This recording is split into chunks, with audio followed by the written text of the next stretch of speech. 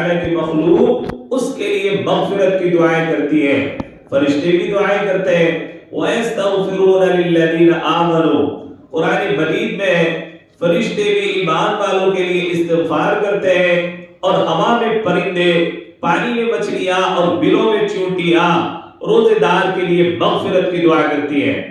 کہتے ہیں کہ زبان خلق کو نقار خدا سمجھو، تو جب پروردگار نے اتنی مخلوق کو دعائیں مانگنے پر لگا دیا تو یہ اس بات کا ثبوت ہے کہ اللہ تعالیٰ مومن کی مغفرت کرنا چاہتے ہیں۔ اب اس مومن کو چاہیے کہ اس مہینے کی خوب قدر کرے۔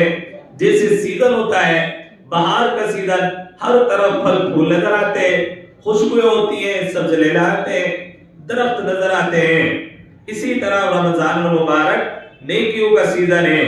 اس میں انسان جتنی نیکیاں کمانا چاہے اتنی نیکیاں کمانا آسان ہے، بلکہ مختلف جگہوں پر دیکھنے میں آتا ہے کہ بعض چیزوں کی سیل لگتی ہے۔ سیل لگنے کا مطلب ہوتا ہے کہ قیمتی چیزیں کم دام میں مل جاتی ہیں۔ اگر قرآن و حدیث کا مطالعہ کیا جائے تو یوں محسوس ہوتا ہے کہ اللہ تعالیٰ رمضان المبارک میں جنت کی سیل لگا دیتے ہیں۔